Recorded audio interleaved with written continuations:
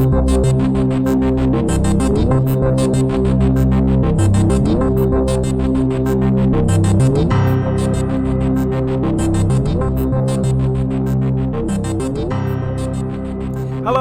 and welcome to the 12th episode of Season 9 of the Dark Money Files, in which we shine a light into a murky world.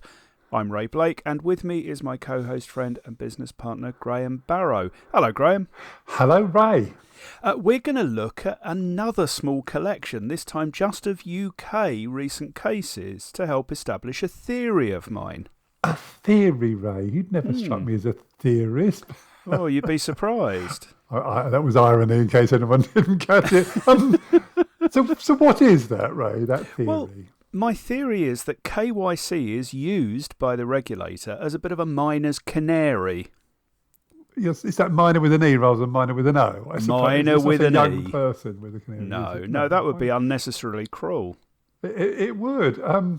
So what you're referring to then is the rather unsavoury use once of cage birds in underground coal mining, isn't it? And that would be so that if there were pockets of gas released underground that might in fact kill the miners, you took down a cage canary and it killed the canary instead. Yeah, the canary would succumb to the gas almost immediately because of lesser lung capacity, whereas people had a bit of breathing time, as it were, to get clear. Yeah, so because lots of people think there are some islands out in the Atlantic named after such birds, but they're not, are they? No, they're named after dogs. Yeah, just thought I'd throw that in. Yeah. So, anyway, someone would keep an eye on the canary while they were all underground, and if it fell off its perch, so to speak, that presaged a need to evacuate. They should have used Norwegian blues, shouldn't they? But we'll stick with canaries. Yeah. And that's really very interesting, Ray, but what's that got to do with the regulator? Well, Graham, have you ever noticed just how often regulatory enforcement seems to hinge on KYC failings? Well, I don't know, often I'd say almost always, Ray, and presumably the cases you're bringing today bear out that pattern. They do. You see, I think that KYC is a fairly obvious canary here. You mean that if firms have problems with KYC, it must be indicative of wider and more impactful problems throughout their frameworks? Yep, I do. And crucially, those would be less visible problems. KYC failings are, if you like, a red flag. They're very easy to spot and explore. OK, but I can see problems with that approach, though, Ray. Yeah, so can I. Shall we look at these cases, have a look around the mine, as it were, and then we can get critical about the canary? Well, yeah, let's do exactly that. I never thought I'd hear you say, let's get critical about the canary. Well, we live in strange times, Graham. We clearly do. You're not wearing your budgie smugglers while we're doing this, are you? No comment. OK, so where shall we start? Well, why don't we approach this chronologically, Graham? So that must mean we start with Gatehouse. Indeed. This one was published in October. Right, so Gatehouse was fined just over £1.5 million, no small matter, but many won't have heard of the firm. So who are they? Well, Gatehouse is a Sharia-compliant bank specialising in real estate transactions and wealth management services, including those in higher-risk jurisdictions and sometimes PEPs. They're based in London. And what was the penalty for, Ray? 4 areas, Graham. First was CDD, including identification of customers and beneficial owners, source of funds and source of wealth. Yeah. So next came EDD in relation to those higher risk areas that we mentioned. And third was ongoing monitoring, including the maintenance of up-to-date CDD and EDD information in the light of current risks.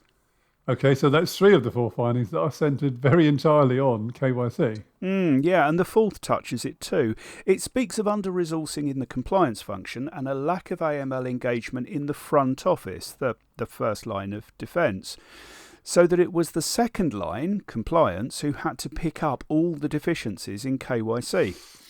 And that's a point we tend to bang on about, isn't it, Ray? Compliance people tend to be helpful and have a high incidence, shall we say, of perfectionists as well. That can mean that compliance just ends up doing everything themselves and the front office is entirely disengaged from the AML framework, or sometimes they even work against it. It's been known, Graham, certainly. Yeah. And I noticed that in the summary, after outlining these 4 reasons, the FCA calls out a specific case that raises particular concerns. It talks about a client, which was a company in Kuwait, which pooled other people's investments to invest collectively in real estate. Now, in these situations, there is some ability, isn't there, for the firm to rely on the KYC undertaken by the client on those individuals whose money is being pooled rather than doing their own. There is, but with some hefty conditions, Graham. First, the firm has to take steps to understand and assess the effectiveness of its client's own KYC procedures. And secondly, they have to be satisfied that those procedures are at least equivalent in scope to its own requirements. And that didn't happen at Gatehouse? Well, apparently not. Gatehouse policy required information to be gathered on the source of funds and source of wealth of high-risk individuals. There were a number of high-risk individuals involved in the pooled investment, but the client did not hold any such information. Oh dear. Now, to be clear, Gatehouse has cleaned up its act. The final notice makes clear that its findings relate to a 3-year period from June 2014 to July 2017, and that remedial action put in place during the last year of that period addressed the deficiencies. What's the significance of the June 2014 date, Ray? That's when the firm first advised the regulator that it was aware of deficiencies which had been revealed in its internal audit. At that point, remediation of the entire client book began. And so what happened in 2016 that ultimately seems to have fixed things? That was another internal audit which identified the compliance under-resource, first-line disengagement and other issues, concluding that the AML processes and controls were inadequate. All right, so give us some examples, Ray, of the extent of this inadequacy.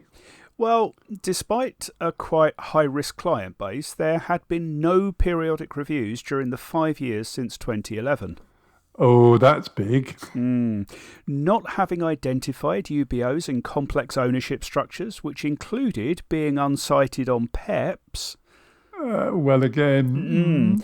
And insufficient validation of source of funds and source of wealth for high-risk customers, despite this having been a key finding from the earlier internal audit. So again, we're seeing so much of this coming back to KYC, and it's fairly clear that if they can't get this right consistently and reliably, then the framework overall can't possibly deliver. Yes, the Canary has fallen over. Oh dear. All right, so we're going to fast forward now to January of 2023, just gone, and 2 final notices on 2 consecutive days, which is, a bit like buses, isn't it? It is.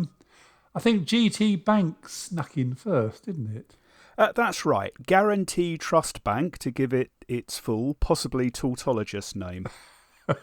Yeah. Yeah.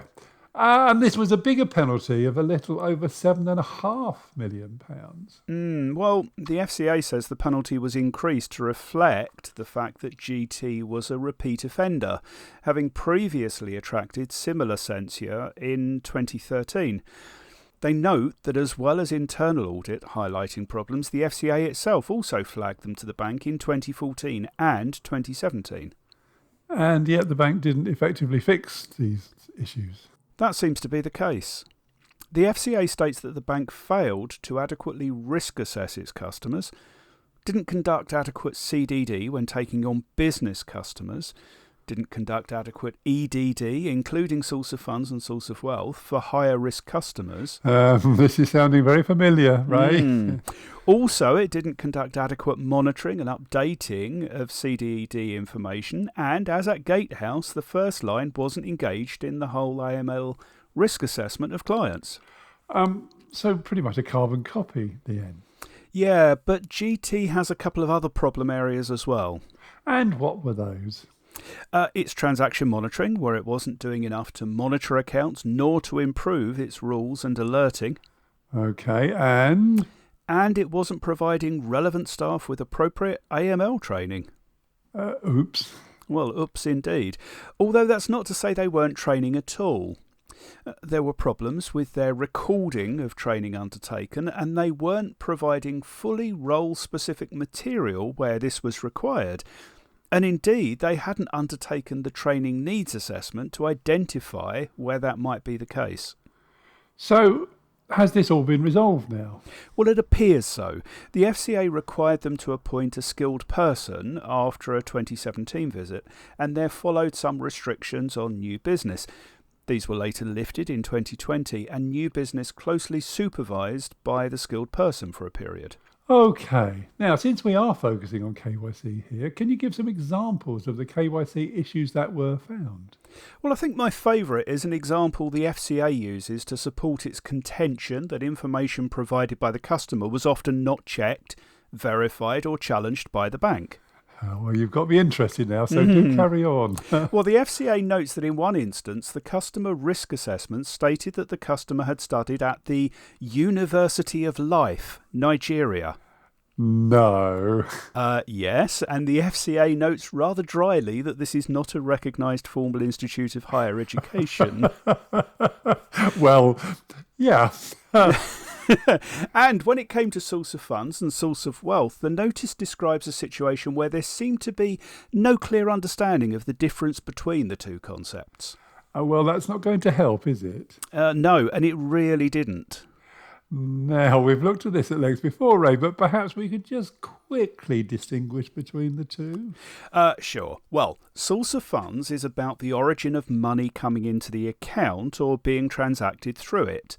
That means both from where and whom it's being remitted and how the customer became entitled to receive it. Yes, and depending on what you're doing for the customer, it might be different. So the source of funds for my current account might be my salary paid directly in by my employer, whereas the funds I'm investing into my managed portfolio might derive from an inheritance, and I've remitted those from an account in my name set up by my aunt's solicitor. And all of that will be ascertained and evidenced. Yeah. So source of wealth, though, doesn't depend on what products and services I'm using. It's about my total net worth, whether the bank sees it all or only a small part of it within the services it provides. Yeah, it requires the bank to have a good estimate of the client's total net worth and to understand and selectively evidence all the different economic activities that have contributed to it over the years. All of them, Ray? Yes, Graham, all of them. So those are two fairly distinct concepts then? Yes, they are, and hopefully GT are now on top of that for their customers. Right then, the last of our trial. My word, Graham, is that a gaming reference? It's from Three Card Brag, Ray. It's a word for three of a kind. We live and learn, Graham. So yes, the third in our prial is Al Rayyan Bank, whose final notice was published the day after GT's, along with a penalty of £4 million. And I'm going to make a prediction, Ray. Go on. Well, Al Rayyan specialises in management of high net worth individuals and businesses, primarily hailing from Gulf countries. That is GULF and not GOLF. Indeed. Well, there is some crossover. There is some, yeah. And notably facilitates their UK property purchases.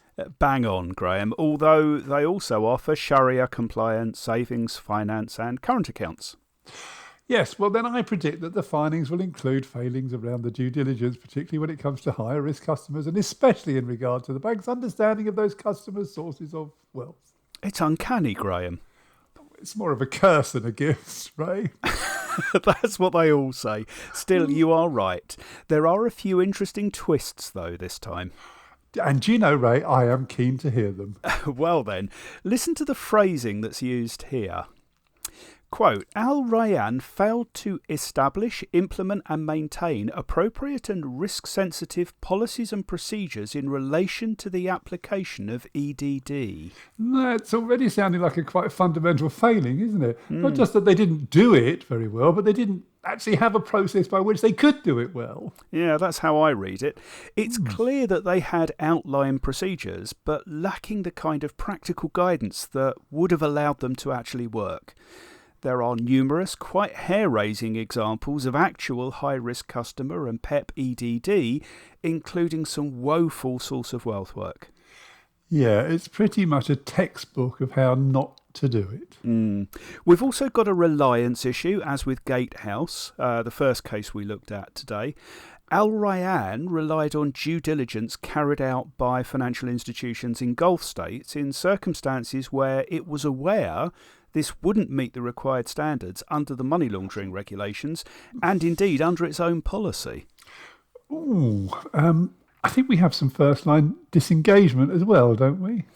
Yes, in that when the second line indicated following a review of a transaction that further EDD was needed, that EDD would not get undertaken, and nor was there a framework in place to ensure that it would.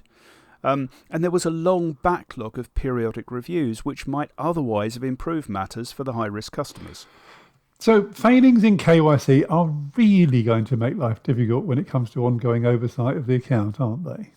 Yes, and that's complicated at Al Rayyan by the preponderance of large in-person cash deposits, where there isn't the background information on source of funds to even begin to mitigate what was acknowledged to be a high-risk transaction type. It can be hard, though, sitting behind a banking counter to know what to do when presented with a big old wodge of cash to pay in, can't it? Well, the regulator acknowledges that and expects that where this is common, that there's role-specific training, that phrase again, for the staff members involved who need to know about the risks, about tipping off and also about seeking appropriate information from the customer. And I'm going to guess here that appropriate training of that kind wasn't provided. Well, the notice says not. It describes a number of cash deposits in a range of, for me, quite surprising circumstances that, again, to me, read like money laundering, but are nevertheless processed with little challenge or investigation. It's kind of like we're back with the whole NatWest story again, isn't it? It's Fowler Oldfield, yeah. Yeah. So give me a for instance. Well, let me offer you the case of Customer E, a UK charity that was a limited company. It was onboarded in 2015. No risk rating was awarded at onboarding, oddly. The charity raised donations which were to be used for the relief of poverty throughout the world, but mainly in certain high-risk jurisdictions. Customer E was acknowledged as being a recipient of donations from the general public, some of which would be cash, and it was anticipated that it would be making international payments of about £300,000 annually, including to high-risk overseas jurisdictions. OK, well, I'm with you so far. What was the likely volume of cash, did they think? Well, the onboarding paperwork anticipates £10,000 a month, Graham. OK, so where's the problem? Well, on the 16th of August 2016, the year after they were onboarded, there was a cash deposit of £360,000. OK, that's a bit bigger than was expected then. Right? Well, you could say that. And was this challenged? The FCA notes what it describes as some cursory inquiries that suggested the cash had come from a religious festival collection and had then been kept in a safe with donations saved over time. Some months was the implied duration. And that was simply accepted, was it, in spite of the estimate that they held on the file of... I'm going to say lower volumes. Yeah, much lower. Yeah, there's a note on the file that the second line identified, and I quote, no concerns. But there is no evidence that anyone assessed this cash deposit in the context of the previous cash deposits made into the account. And had they done so, they would have been aware of Customer E's separate cash deposit of £99,940, which was made on the 24th of June 26, just 2 months before. What an interesting amount. Now, that should have cast doubt on the explanation of the $360,000 that was accumulated as cash, shouldn't it? Well, should have, didn't. And in any case, the FCA says that the later deposit alone should have triggered EDD and enhanced ongoing monitoring. It's hard to deny that from any angle this was an unusually large transaction against expectations, and the regulations are clear that this needs EDD and enhanced ongoing monitoring. OK then, so how did these various failings come to light? That's a good question, Graham. It wasn't through internal audit this time because, as the FCA notice states, between 2009 and 2017, none was conducted. Oops. FCA reviews in 2015 and 2017 raised issues which the bank didn't resolve in line with its own plans to do so. Do you know, I think I know where this is going. Oh, come on then, Mystic Meg, what happened next?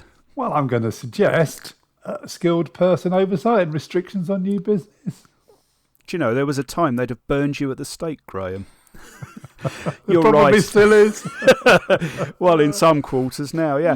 I mean, You're right, of course. After 3 years of working with the skilled person to remediate, some of the restrictions were lifted. And although there's lots more details in the 3 notices that really would repay a full reading, I think we've probably taken what we need from them for now, Ray. So I'm keen to go back to this Canary idea. Well, yeah, it's pretty obvious that the basic errors and omissions these 3 banks were making in their KYC made it very hard indeed for their overall AML frameworks, either to meet regulatory expectations or indeed to prevent and detect financial crime to any real degree. It's a bit like school attendance, isn't it? In what way, Graham? Well, right. Measuring absences of a child from school is really, really easy, and any significant level of absence is likely to make the education of the child much poorer. You don't really need to analyse performance or examination data to tell you that. It's a direct and reliable correlation. Yeah, I'd agree with that. And so effectively using KYC failings, which are also quite easy to detect, as red flags is a reasonable regulatory approach, isn't it? It is, but there are some potential problems in going down that route. Yeah, I agree. So first, it might mean that you have to keep going back as the firm fixes one set of problems at a time, because only when they improve their KYC do you then look more deeply into their framework. Yeah, you mean now that the child is attending school every day, let's only now look at what they do while they're there. Well, I suppose so, although that's a bit unfair to the regulator. I think it's more legitimate, for instance, to say that while you're not collecting source of wealth information, it's just not possible to get comfortable with how you're using it afterwards. And that's a fair point, but it does show a limitation of the approach and the iterative nature of supervision that it could lead to. Yes, and I think to an extent this can be mitigated and is being mitigated through the skilled person arrangements, if the skilled person is empowered to ensure the firm develops to the next stage beyond just fixing the basic problems. Yeah, I also worry if the focus on KYC failings might just necessarily drive a tick box approach. I'm going to be controversial here, Graham, if I may. Well, don't let me stop you, Ray. OK then. Well, I like ticking boxes. Ticking boxes is important. People should tick boxes. And furthermore, they shouldn't have to apologise for it. OK. Ticking boxes gets a bad name that it doesn't deserve. Now, only ticking boxes and doing nothing else, well, that is a problem. But ticking boxes that record things having been done, that record inquiries having been completed or checking having occurred, I'm all in favour of that. Well, you know, when you put it like that, Ray, so am I. Good. Well, I think that'll do for today. Let's not outstay our welcome. Perish the thought, Graham. What shall we cover next time?